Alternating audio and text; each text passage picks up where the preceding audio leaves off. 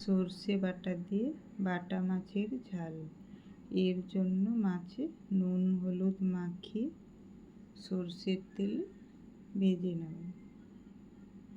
এইভাবে সব মাছগুলো ভেজে ওই তেলের মধ্যেই পাঁচফোড়ন, পেঁয়াজ কুচি, টমেটো কুচি, কাঁচা লঙ্কা, সর্ষে বাটা, পরিমাণ মতো নুন হলুদ দিয়ে টমেটোটা গলে যাওয়া পর্যন্ত মশলাটি ভেজে নেব।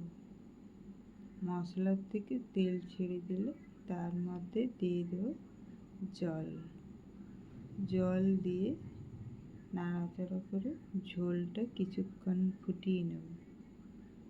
ঝোলটা একটু কমে এলে তার মধ্যে ভেজে রাখা মাছ দিয়ে কিছুক্ষণ রান্না করব। ঝোলটা একটু কমিয়েই নামিয়ে নেব।